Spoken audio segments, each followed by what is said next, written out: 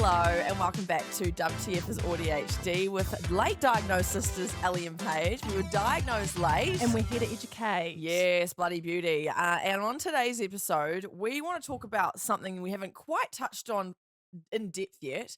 And it's the fact that PTSD and autism, C-PTSD or PTSD? both, I think C-PTSD is more intense, but like in terms of looking more like autism, but I think both can be confused for each other. That's not the right word. Misconfused? Just confused. Yeah. But we just wanted to chat about the relationship between the two and also why they can actually look like each other and why that can lead to misdiagnoses, or it can lead to one of them hiding the other one and basically not getting the treatment you need because the diagnosis is not correct. So we just want to touch on that. And obviously we're not doctors. I was about to say that. Sorry. And we're not doctors. We're not at all. This is just So we don't we have not studied this for years. However, it's something that I've learned across the last sort of 4 or 5 years. When you're going to your psychiatrist. Yeah. And just obviously a lot of research online and how similar they can kind of manifest. And I think it's just important to, if you are self-identifying, to have this factor in mind and just know that it's something to consider. So we're just going to chat about the relationship between those two things and how they can affect each other. But first of all, we just want to jump into obviously our little listener input of the week. I just wanted to shout out this person who is in our Reddit community. You can join our private Reddit community. WTF is AuDHD podcast. You can't search it. You're going to have to go to our link tree to actually get the direct link. Send us a message there and then we'll bloody... Bob's your uncle, Fanny's your aunt. Exactly. And, what is it? Robert's your brother's mother. That's no, brother's mother's brother. That's it. Brother. And now when you do get accepted into our Reddit community, you do still need to click join, which is really quite annoying that we've given It's quite 2 ironic. steps, to people who do not like steps. Yeah. So sorry about that, but we felt like for where our podcast community is at this point, we felt like the Reddit community was the best option. But always open to feedback if you prefer somewhere else. We will probably open up a Discord eventually, but just for now, we're still pretty young in our podcast life. But we are growing, and we thank you for being here because it's been quite overwhelming. And we. Anyway, my shout out this week goes to a user in our Reddit who has alerted me and you and all of us that you can actually track your period cycles via your body temperature. So if you've got like a Apple Watch or a Samsung Watch or an Oura Ring or a Samsung Ring, you can get an indication of when your period is. The reason this is important for some people is, for example, Paige and I, we have Marinas, and so we don't always bleed. Sometimes we'll spot, but we don't always actually bleed or menstruate. And so we get really confused. We have to try and tell where we're at in our cycle based on just like our moods, which are bloody volatile. And we get confused. And I swear Paige says to me every week, yeah, I've just had my dip. And I'm like, you said that to me last week. Oh, shoot. So you can track your cycles via your body temperature. Low temperature is generally your period and your follicular phase. So that's like the bad bit. And then a change from low temperature to high temperature is usually when you're coming into ovulation and coming back into your good bit. So thank you so much for sharing that knowledge. I want an Oura Ring for my birthday. I'm just putting it out there. So I can start tracking. I've got an Apple Watch. I could just use that. But I just thought that might be helpful info if you do have a Marina or you don't bleed or you're on the pill but you're still having your cycle. Great feedback and advice. So thank you so much for that.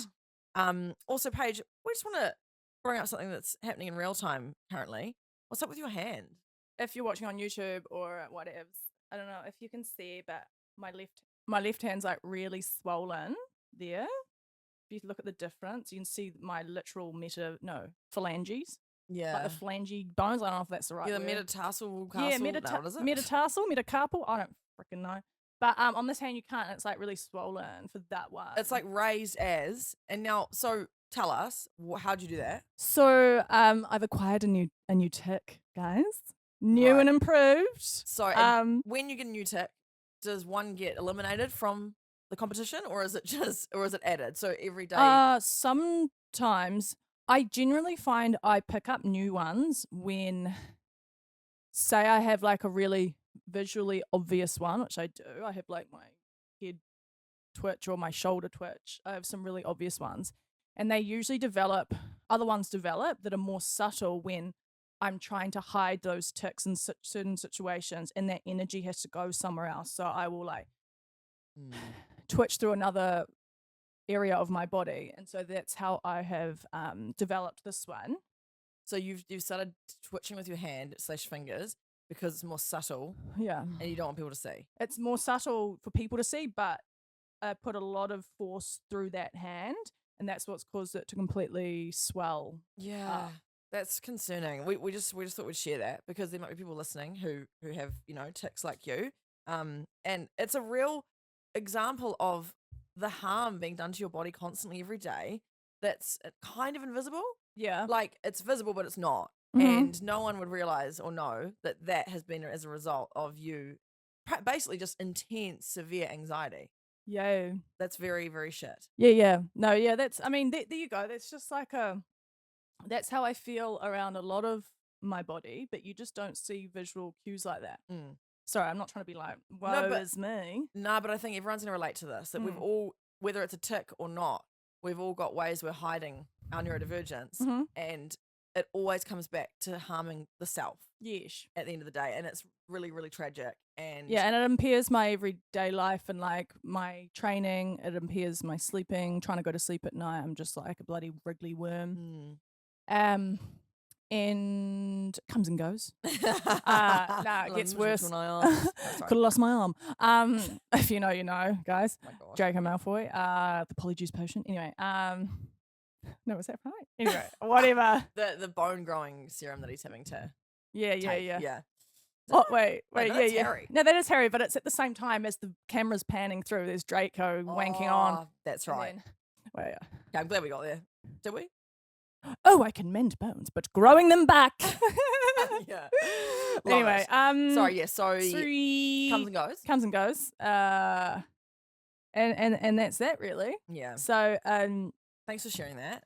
Very vulnerable. Yeah, no worries. Cheers. Paige I just need to say, Paige never shares this stuff in real life. Like she actually never talks about this in real life. So the fact you're talking about it on a podcast and telling everyone is very big for you. And I appreciate it because it, again, makes people feel less alone. People might be hiding tics like that and injuring themselves and not feeling like they can talk to people or, get the help they need. It sucks. But I also think it's just a wider metaphor for like invisible disabilities harming ourselves within, and then people going, you look fine to me. Yeah, it's a great example. And also like say with training, like I'm like really, really good. Everything's amazing. Like I'm like really strong and everything's great. The only problem or injuries I have or roadblocks I have are points in my body where I've got a tic. Yeah. And it's really frustrating because that's the only thing holding me back physically right now. It's really frustrating. Yeah, that is very frustrating. So like, if I didn't have that, mate, bloody watch out. Yeah, that sucks because you could possibly be even further on in your training, but you're constantly held back by those tics. We just touched each other and it was really gross. Yuck. Get away from me. No, but yes, it's very frustrating. Thank you for sharing that. We appreciate it. So today we want to chat about PTSD / C-PTSD and autism. So post-traumatic stress disorder is what it stands for, or there's complex post-traumatic stress disorder, also known as C-PTSD. And the reason we wanted to bring this up is we're not doctors and we don't know everything about these two diagnoses or these experiences that people suffer from when they go through something traumatic. But the expressions of PTSD and autism can look the same, even if the causes are different. And sometimes people get misdiagnosed with CPTSD, or they do have CPTSD, but then they're completely overlooked for their autism that potentially is there too. Like, for example, someone could have PTSD and they could also be autistic, but once they get that diagnosis for PTSD, there's no further investigation because they go, oh, it's just PTSD. But then what they don't realize is sometimes it can be PTSD and autism, and then they're not treated for the autistic part. They're only treated for the PTSD. Yeah, and the ironic thing about it, I feel like a lot of autistic children that don't get their needs met can cause C-PTSD. So then it's like you got the double whammy. 100%. Like when I was younger, I used to think that PTSD could only happen from something that was like a major event, like you are sexually assaulted and that event gives you PTSD, which it does, or you're in a car crash, PTSD. But PTSD can actually develop over years and years of trauma, like growing up in a household that doesn't understand you. Yeah. That's not one single event.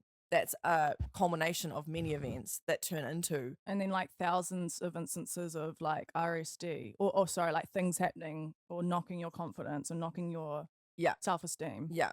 So I definitely thought that PTSD had to come from just one event in your life or a single traumatic disaster, but actually it can be built up across many, many years. Yeah.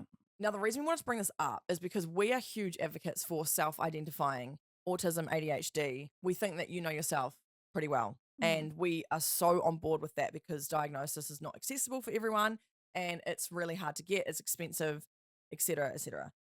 But I think one thing that needs to be said and something that you need to consider if you are identifying as autistic or you think you may be autistic, you do need to take into account whether you could have CPTSD as well or instead you possibly have just both because ironically, living life with autism or ADHD across years and years and years and not being diagnosed can develop into PTSD, or knowing you have both and can still develop into PTSD because society wasn't built for us. But it's something to consider that if you are identifying with all these autistic traits, maybe you just go and look into PTSD as well and think about whether there's anything in your life that could have triggered those things as well. Because from me personally, when I was getting diagnosed with autism, I had to have 11 hour-and-a-half sessions with my psychologist because her biggest thing was, I need to make sure that you are autistic and you don't just have PTSD. So that was actually why it took so long to get through to me. One, because I was masking so cleverly, so she had to take more time to like analyze me. But the main thing was, is it trauma or is it autism? And we concluded that I am autistic. I think I do have bouts of trauma, but it's not severe enough PTSD to warrant that I was like that. Often autism obviously is a neurodevelopmental condition that starts from the moment you're born. PTSD is developed over time. And so sometimes it might be important if you've only developed autistic traits in your later years, doesn't necessarily mean you aren't autistic, but it could also be that maybe you've actually had a traumatic experience that's developed PTSD instead. C-PTSD. Yeah. So along with what I've just said, if you have been diagnosed with PTSD or C-PTSD and you still think you're autistic, there's a huge chance that you are. It's just that often psychologists or psychiatrists can accidentally conclude that you've got PTSD and then go, yeah, that's enough. And they start treating you for that. And they almost use a confirmation bias where like, oh yeah, that's just PTSD. And I'm going to explain a few traits and how they overlap because this might make it a bit easier to understand why they can be mistaken for each other. But both PTSD or CPTSD and autism, research shows that both have issues or sensitivities in the amygdala, which is the bit of your brain that's responsible for the fight or flight response and the fawn and flee response. Both are affected in autism and PTSD. So therefore, the manifestations of that in behavior can also look really similar. So the PTSD core features is there's a presence of a traumatic event or events. Intrusive memories and flashbacks often happen. Like if you've got chronic PTSD, often you've got like mental images happening too. Whereas autism is more autistic communication patterns, difficulty intuitively reading, neurotypical social cues, the special interest, routine, repetition, and then sensory sensitivities. But on the same hand, both have sensory sensitivities. So some people who develop PTSD also end up with sensory sensitivities. So again, that can look like autism. Oh, they don't like loud noises, but the cause can be completely different. And then if you don't understand the cause, then they're treating you for CPTSD, but then it's not going to work. Exactly right. And then you've got both have like negative self views. Both experience that, just negative self esteem and views of the world. But often they come from different things. So like autism is that comes from internalized ableism, whereas like the PTSD side of it, that can just come from the world and your experiences and ruminating on trauma and stuff like that. Both often with autism, you might have routines and repetition to, self-soothe and have everything predictable. Whereas with PTSD, it might be more like avoidance, but then they can both look the same. Like even avoidance might look like rigidity of routine. So this is why I'm just going to reiterate, it's so important to make sure that both are being looked at and distinguishing whether you have one or the other or both. Overlapping wise, PTSD and autism both have dissociation. And again, not everyone experiences every one of these symptoms or traits, but dissociation, intimacy difficulty, increased risk of victimization. So people who have been victims once have an increased chance of being a victim again. Mm-hmm. And it's especially apparent with autistic people and especially women. We also, autistic people are way more likely to develop PTSD in the first place if something traumatic happens to us because we're already super sensitive. Yeah. This is why it can be quite confusing. Both of them have high rates of substance abuse, which makes sense. Depression, self-harm, and thoughts of suicide. Both can be hypervigilant. So that's like just really being hypervigilant and pleasing people, doing what's right, having an overactive nervous system, heightened startle response. I always get frights really easily. And I think that's mainly from my autism, but I think maybe PTSD, maybe slightly, but not really. Mine's mainly from autism, but someone with PTSD can also startle easily from trauma.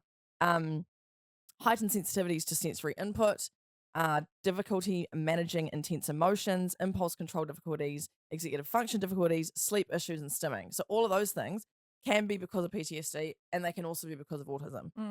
Or it could be both. That's why, again, you just have to make sure that you're looking at both sides of the coin.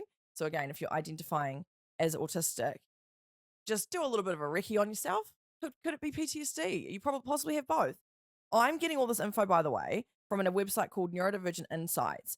And this website is run by a AuDHD psychiatrist. Her name's Dr. Megan Anna Neff. And she actually has a podcast called Divergent Conversations. If you ever want to go and listen to another podcast about neurodivergence, AuDHD, then this is a good one. And they talk a lot about this kind of stuff. So if you do want to have a look into this, it's neurodivergentinsights.com. Really, really good info from them. And I'd love to get her on the podcast one day. I literally wrote it down before being like, that would be a dream guest because I feel like she would be able to answer a lot that we can't because we're not sciencey. We're not scientists or doctors. Did we mention that? Have we mentioned that? Have we mentioned that? I don't know. Yeah. Okay, so from this website, these are just things I'm verbatim reading. Here are some sobering facts about the intersection of autism and trauma. Rumble et al., 2020, this was a study, found that approximately 60% of autistics reported probably PTSD in their lifetime, compared to 4.5% of the general population. So 60% of autistics report to have PTSD versus 4.5% of just neurotypicals who do. That is crazy. Isn't that wild? Kimberly? Yeah. Chloe. Sorry. Another 2020 study found that 32% of their autistic participants had probable PTSD. Probable PTSD compared to 4% of the non-autistic population. Another study from 2019 by Fenning et al. Said research demonstrated that autistic children had more reactive nervous systems. This aligns with similar research that has identified the autistic nervous system to be less flexible. Less flexible nervous systems have a more difficult time coping with acute stresses and may contribute to increased hyperactivation of the nervous system following trauma. So basically saying autistic people are more prone to PTSD and trauma. We are also more vulnerable to social victimization and marginalization. In 2020, another study was done. Females with autism, not males, reported more negative life events, particularly social events, than typical adults. So there's a lot of overlap here, and that's why it's really important to look into both. And hopefully, if you are getting looked at by a professional, they are looking at you from both lenses and considering it could be one or the other or both. And if you're looking at yourself and self-identifying, again, just something to take into consideration because both manifest similarly in behaviors and experiences, but both need different treatments. And because again, the causes are different. And I think a lot of different treatment or maybe support. Yeah. Sorry. No, totally. I think with any sort of what we're finding is I've never had this before, but somatic therapies are better, I think, for people with PTSD and autism. So that's like more to do with like physical, like body work. Because I think a lot of the time we're disconnected from our body and our mind. Oh God, I probably need that for my tics, bro. Definitely. Yeah, I actually think that probably is something you need. So it's actually, because remember, your body remembers everything. Yeah. Your body remembers all the trauma and it takes it somewhere. And we do theorize, Paige, that your tics have come from years and years of trauma.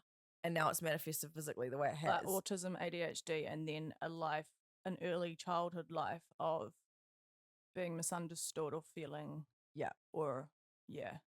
exactly right. Because they were triggered at some point. Obviously I had that gene or whatever, I don't know, but they were triggered at like 4 years old just before I started school. It's definitely a nervous system syndrome. And I think I theorize that maybe, when you went to school and you were around lots of people all the time and you had to sit on the mat and follow rules, that would have probably been really difficult for you. And then you also were not naughty, but, you were getting in trouble at home a little bit for just behaving, even not badly, just being loud or being reckless. Undiagnosed AuDHD, really. Exactly. But obviously no one knew that. But No. like my behavior on the surface looked erratic and crazy and turbulent and wild. Yeah. Which is true. Yeah, 100%. Yeah. And I'm still that now. Yeah. Nah, not so bad. No, but Life has bloody jaded me. Yeah, and now you've got more twitches than you've ever had. Yeah, which is sad. They've definitely got worse. Yeah, which to me, I feel like that's linked. To me, I'm not a psychiatrist, but to me, the fact your tics are getting worse and worse, that is further self-awareness developing and further ignoring your own needs. I mean, but I feel like I'm getting better at not ignoring my own needs. So I've wished for years that like I would get rid of them, but it feels so ingrained. Yeah. And I say to myself, like, mine's very powerful, and I say things, I don't have tics. Doesn't fucking work though, does it? Hasn't been working. Oh yeah, well maybe somatic therapy would work for you, something more body based. Yeah. I don't know a huge amount about it, but I've seen a lot of feedback online of people talking about how somatic therapy and like EDMR, I think it's called, therapy have been really helpful for people with trauma and also autism. Oh yeah. Yeah, so again, we want to validate your experiences and highlight how autism and trauma can look similar, but they're not the same thing. Or you could just have both. Yeah, exactly right. And it's very likely, as those stats just said, that you possibly do have both. So yeah, just really keep an eye on that and think about whether there could be trauma, manifesting, but then also exacerbating autistic traits. Because you just don't want to be misdiagnosed with CPTSD and then find out, oh no, I'm actually autistic and I've got CPTSD. And then you've had years of your needs not being actually met like they should be. And that's like, well. Exactly right.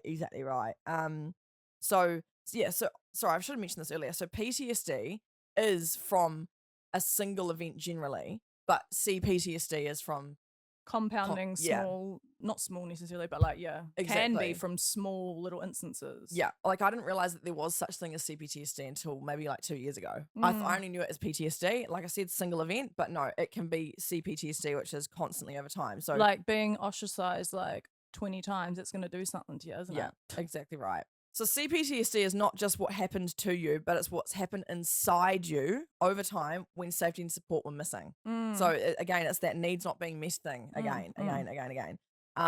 We are more likely as autistic people to develop CPTSD because of the bullying, exclusion, medical trauma, being, denied that you even are autistic, masking from childhood, lack of emotional validation. So, or, being told to just be quiet when you've clearly got big feelings to express, that's going to possibly result in CPTSD. So they can look similar. Again, I'm going to go through a few traits now of how they can look alike and overlap. You've got the autistic trait of shutdowns or mutism or meltdowns. And then there's the CPTSD version, which is just dissociation. So they look the same, but they're actually slightly different. In autism, you might avoid social contact. And then in CPTSD, you have a fear of trust. So similar again, you don't want to hang out with people, but they're actually for different reasons. Autistic people might have alexithymia, which is the inability to like identify emotions, whereas CPTSD might be emotional numbing, where you're just numbing those emotions.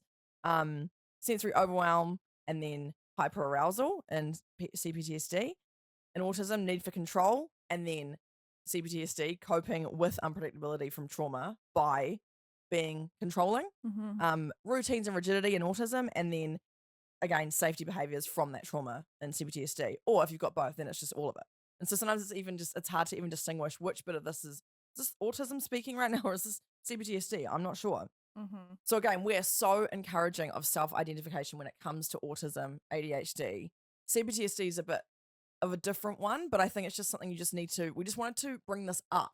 And we're not necessarily telling you what to do, but just have it in the back of your mind that it can contribute, because CPTSD can feel like autism, but the treatment and support needed are very different. Very different. So if you've got autism, or if you're autistic and you've been diagnosed with CPTSD and you're getting treatment, it's not working, it's possibly that you maybe don't really have that CPTSD and you're actually just autistic. Yeah. Yeah. So if you see yourself in both those experiences, it doesn't necessarily mean you're wrong, but it just might mean that you need support for both, and you need support for your neurotype and your trauma. Yeah. Like I said before, autism is you're born with it, neurodevelopmental. It's who you are, whereas CPTSD develops in response to trauma. There's a before and an after, like I said. So can you identify where something actually did change, or has it always been there? A lot of like psychologists and psychiatrists are trying to spread this word about we shouldn't be focusing on just trauma, because I think a lot of psychiatrists now are just it's easier to liken issues with trauma than it is to diagnose with autism. And so I think a lot of psychiatrists at the moment are like looking at people with just that one lens on of, oh yeah, it's trauma.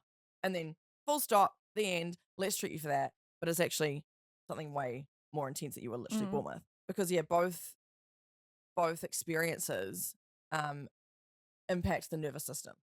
And that's a big system. It's always at work. It's kind of responsible for a lot of things, isn't it? Yeah, especially mood and your ability emotional regulation. Yeah, and your ability to just like complete tasks and stuff. Both exhibit hyperactivity in the amygdala, sensory alarms, emotional overwhelm, and difficulty self-soothing. So this is another reason why it's really important to find a psychologist or a psychiatrist, if you're privileged enough to do that, that understands neurodiversity and also trauma and how they link with each other.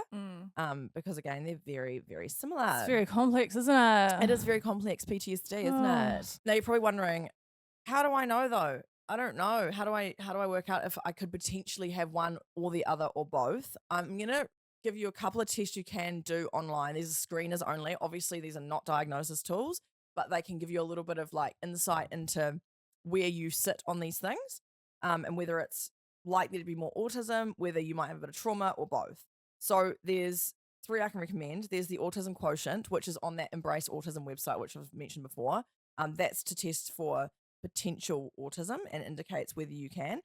Also, these tests are only really good for a psychologist or psychiatrist to interpret. However, you can interpret them yourselves, but it's just don't take it as verbatim. You can get an idea, is essentially what I'm trying to say.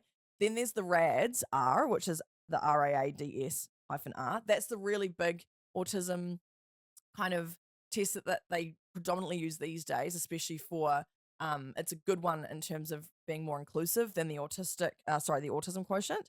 And then there's the ITQ. Now the ITQ is a test that they use to look at trauma. So it's called the International Trauma Questionnaire. And this was actually done by WHO, the World Health Organization, I'm pretty sure.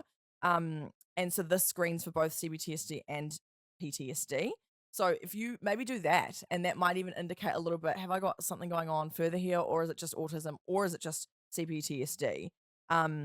Try those out. They might just get you a little bit more aware of what's going on in your brain and in your body.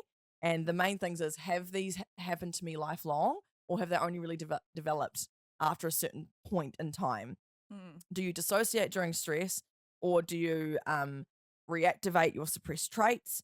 Ideally, getting a therapist advice is great, but I know that's not accessible to everyone. So maybe just try those tests out.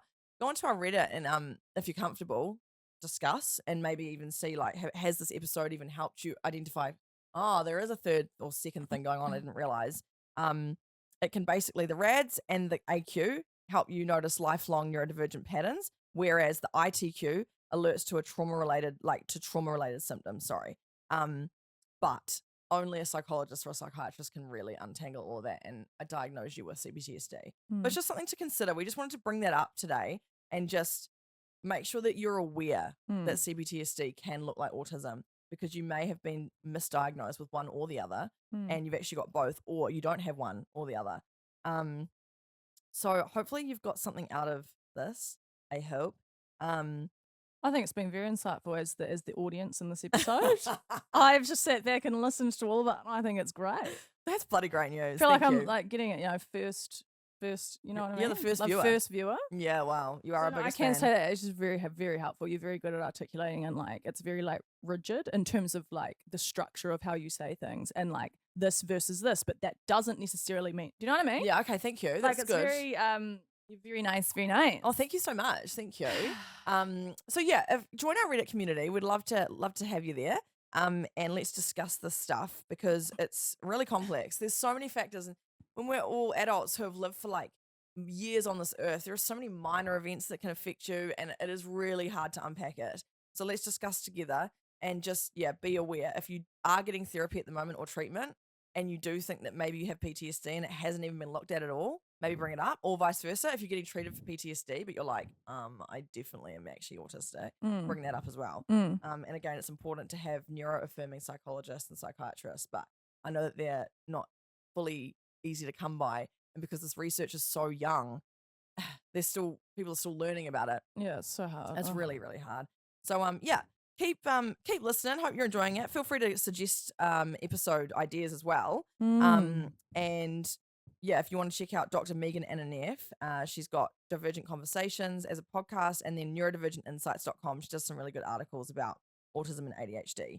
Other than that, though, have a lovely week, and we will catch you next week for another episode. Thanks, guys. Have a great week. Remember, we're not doctors. Okay. Over and out. Bye. Bye.